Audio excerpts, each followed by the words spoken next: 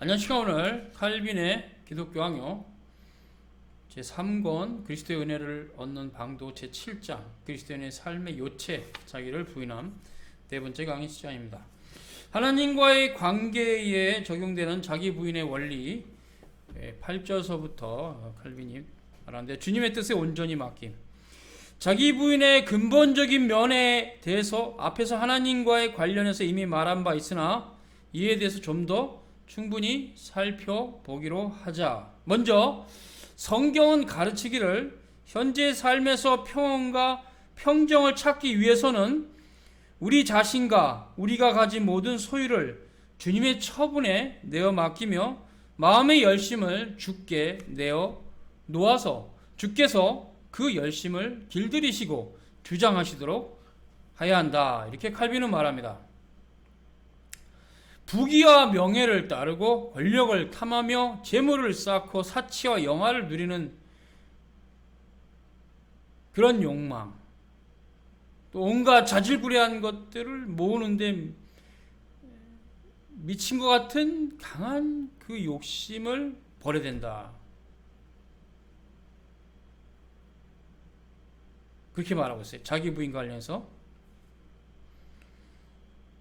그리스도인들이 이러한 상태에 빠지지 않기 위해서는 다음과 같은 길을 걸어야 한다. 첫째, 하나님이 주시는 축복과 관계없는 세속의 번영을 누리겠다는 식의 생각을 갖지 말아야 된다.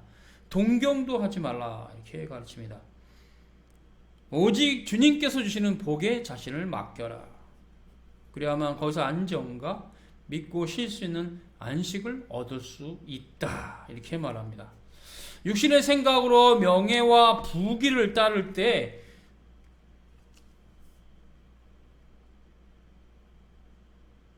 그래서 이제 그런 생각이 자기 인생의 모든 거라고 생각하고 부지런히 열심으로 노력을 해서 성공을 얻고 칭찬도 받을지라도 그것은 헛된 것이다. 이렇게 말합니다. 주님께서 우리에게 복을 주시면 그것만으로도 모든 장애물을 극복하며 모든 일에 기쁨을, 유익을 얻을 수 있다.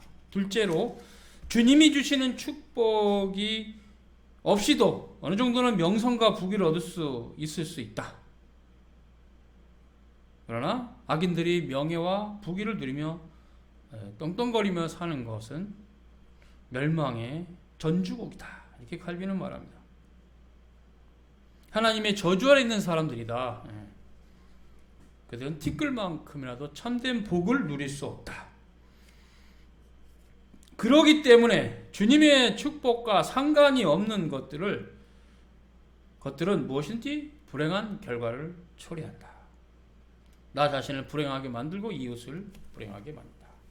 그래서 그런 욕망을 버려야 한다. 이렇게 말합니다. 자기 부인 관련해서 9절에서 주님 주시는 복을 의지하라 이렇게 되어 있는데, 모든 일이 잘 되고 바람직한 결과를 얻는 것이 전적으로 하나님의 축복에 달려있다는 것과 하나님의 축복 없이는 온갖 불행과 재난밖에 올 것이 없다는 것을 우리가 믿는다면, 부귀와 명예를 탐하거나 우리 자신의 수완이나 부지런함을 믿거나 사람들의 칭찬을 기대하거나 행운이 오지 않을까 하는 헛된 망상에 빠지지 말고 언제나 주님을 우러러보며 앙망하며 주님의 인도하심을 따라가라. 이렇게 칼빈은 가르칩니다. 그리고 주님께서 그 결과 우리에게 어떤 형편을 베푸시든지 그것에 만족하라. 이렇게 가르칩니다.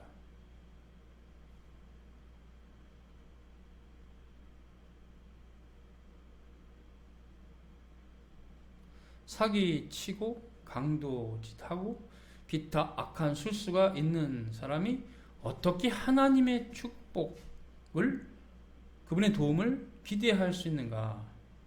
이런 하나님의 복은 오직 생각이 순결하고 올바르게 처신하는 사람에게만 임하기 때문에 그런 하늘의 복을 바라고 구하는 사람들은 음흉한 계획이나 악한 생각으로부터 돌아서야 된다. 이렇게 말합니다. 그래서 자신을 재갈을 먹여서 부자가 되거나 명예를 얻고자 하는 야망을 불태우지 못하도록 막아야 된다.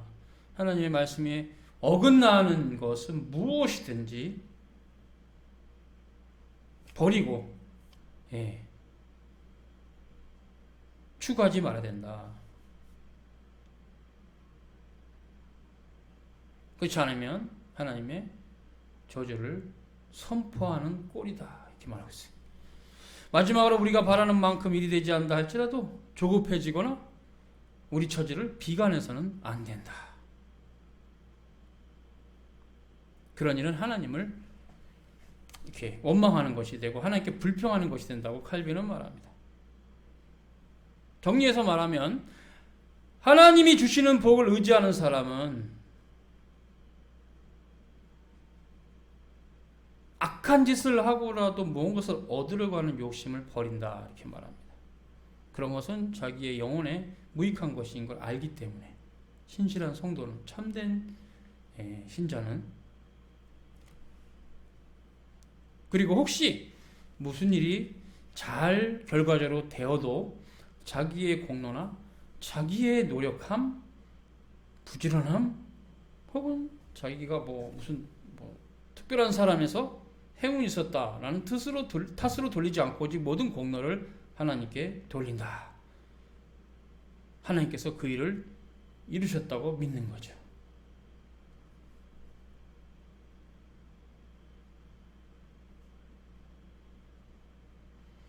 만일 다른 사람의 일은 잘 되는데 자기 일은 부진하거나 더 나빠질 경우가 생기더라도 그 사람은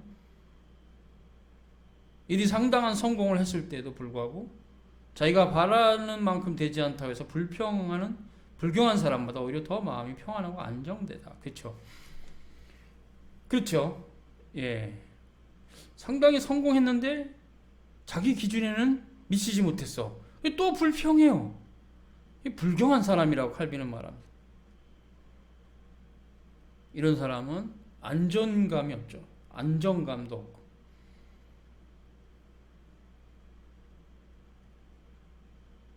부귀나 권력의 정상에서 경험할 수 있는 것보다 더 큰 평안과 안정은 하나님께로부터 온다. 주님께서 그의 구원의 가장 유익한 방식으로 그 백성을 이끄신다.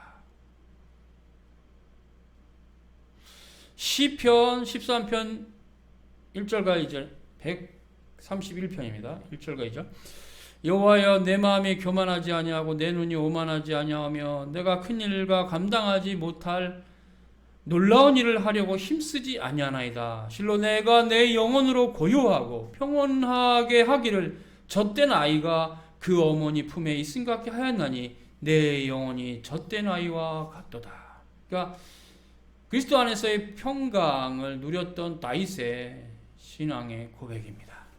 마지막으로 칼빈은 10절에서 역경을 이기는 힘이 무엇인가에 대해서 교훈합니다. 경건한 사람이 갖는 이러한 평안과 인내는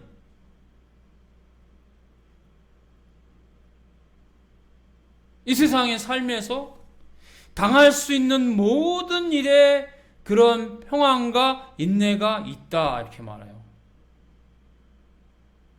자기를 온전히 주께 드리고 자기의 삶의 여정 전체를 주님의 처분에 맡긴 사람만이 온전히 자기를 부인할 수 있다. 그래서 이런 사람은 어떠한 일이 일어나도 스스로 낙심하거나 또 하나님께 불평하지 않는다.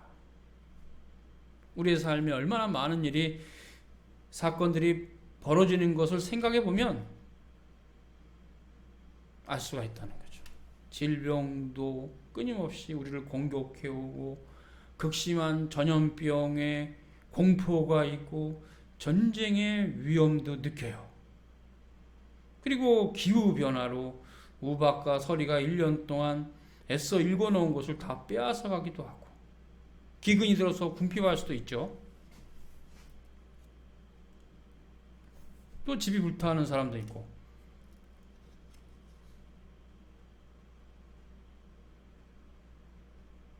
이러한 일들이 일어날지라도 신자는 하나님의 긍휼과 아버지의 자비하심을 깊이 묵상하는 것입니다.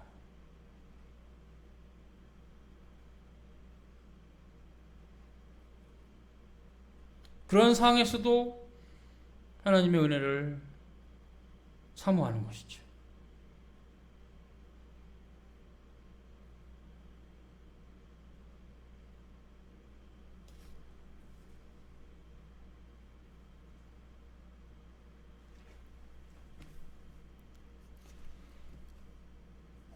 다시 말해서 무슨 일이 일어나더라도 신자는 그 일이 하나님이 하시는 일이라는 것을 알고서 고요하고 감사한 마음으로 그 일을 그대로 받아들인다는 것이에요.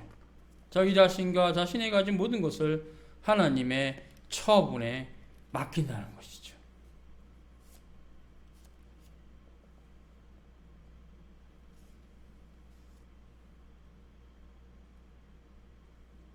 참된 경건한 이란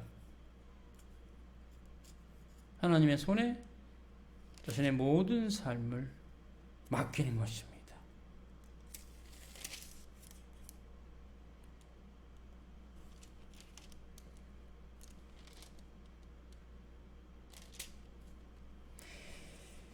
하박국서 3장 17절 이하 봅니다. 비록 무화과 나무가 무성치 못하고 포도나무에 열매가 없으며 감람나무에 소출이 없으며 밭에 식물이 없으며 우리의 양이 없으며 외양간에 소가 없을지라도 나는 여호와를 인하여 즐거워하며 나의 구원의 하나님을 인해서 기뻐하리로다. 굉장히 중요한 하박국 선지자의 선언인데 즉 이 본문과 연결이 되죠.